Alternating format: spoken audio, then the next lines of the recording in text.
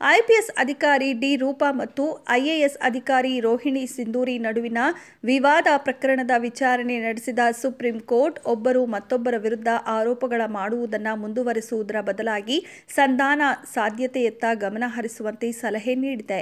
ಸಿಂಧೂರಿ ದೂರಿನ ಹಿನ್ನೆಲೆಯಲ್ಲಿ ದಾಖಲಾಗಿರುವ ಕ್ರಿಮಿನಲ್ ಮಾನಹಾನಿ ಪ್ರಕರಣ ರದ್ದುಪಡಿಸಲು ಕರ್ನಾಟಕ ಹೈಕೋರ್ಟ್ ನಿರಾಕರಿಸುವುದನ್ನು ಪ್ರಶ್ನಿಸಿ ರೂಪಾ ಸಲ್ಲಿಸಿರುವ ಅರ್ಜಿ ವಿಚಾರಣೆಯನ್ನ ನಡೆಸಿದ ನ್ಯಾಯಮೂರ್ತಿಗಳಾದ ಅಭಯ್ ಶ್ರೀನಿವಾಸ್ ಮತ್ತು ಪಂಕಜ್ ಮಿತ್ತಲ್ ಅವರ ನೇತೃತ್ವದ ವಿಭಾಗೀಯ ಪೀಠ, ಇಬ್ಬರು ಅಧಿಕಾರಿಗಳು ಸಾರ್ವಜನಿಕ ಸೇವೆಯಲ್ಲಿದ್ದು ಈ ನಡತೆ ಮುಂದುವರಿಯಬಾರದು.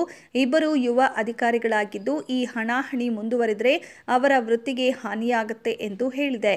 ಇಬ್ಬರು ಒಮ್ಮತದ ನಿರ್ಧಾರಕ್ಕೆ ಬಂದು ಆರೋಪಗಳನ್ನು ಹಿಂಪಡೆಯಲು ಒಪ್ಪಿದರೆ ಬಾಕಿ ಇರುವ ಪ್ರಕರಣಗಳು ಸೇರಿ ಇಬ್ಬರ ನಡುವೆ ಬಾಕಿ ಇರುವ ಎಲ್ಲಾ ದಾವೆಗಳು ರದ್ದಾಗಲಿವೆ ಎಂದು ನ್ಯಾಯಾಲಯ ಹೇಳಿದೆ. ಕಳೆದ ಡಿಸೆಂಬರ್ 15ರಂದು ಪ್ರಕರಣಕ್ಕೆ ತಡೆ ನೀಡಿದ್ದ ಸುಪ್ರೀಂ ಕೋರ್ಟ್ ಮಾಧ್ಯಮಗಳಲ್ಲಿ ಮಾತನಾಡದಂತೆ ಇಬ್ಬರು ಅಧಿಕಾರಿಗಳಿಗೆ ಆದೇಶಿಸಿತ್ತು. ಅಲ್ಲದೆ ವಿವಾದ ಬಗೆಹರಿಸಿಕೊಳ್ಳಲು ಸಂಧಾನಕ್ಕೆ ಮುಂದಾಗುವಂತೆಯೂ ಸಲಹೆ ನೀಡಿತ್ತು. ರೂಪಾ ವಿರುದ್ಧ ರೋಹಿಣಿ ಸಿಂಧೂರಿ ದಾಖಲಿಸಿದ್ದ ಮಾನನಷ್ಟೇ ಮೊಕದ್ದಮೆ ಸುಪ್ರೀಂ ಕೋರ್ಟ್ ತಡೆ. ಅಧಿಕಾರಿಗಳಿಬ್ಬರ ಕಚ್ಚಾಟಕ್ಕೆ ಸಂಬಂಧಿಸಿದಂತೆ ಸರ್ಕಾರವು ಇಲಾಖಾ ತನಿಖೆ ನಡೆಸಿದ್ದಾರೆ. ಈ ವಿಚಾರದಲ್ಲಿ ಮುಂದುವರೆಯದಂತೆ ಸರ್ಕಾರಕ್ಕೂ ಸೂಚಿಸಲಾಗುವುದು ಎಂದು ಹೇಳಿತ್ತು.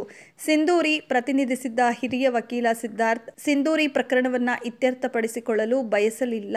ಪರಿಹಾರ ಸಾಧ್ಯತೆಯ ಬಗ್ಗೆ ಸಿಂಧೂರಿ ಜೊತೆ ಚರ್ಚಿಸಲು ಹೆಚ್ಚಿನ ಕಾಲಾವಕಾಶ ಬೇಕು ಎಂದರು.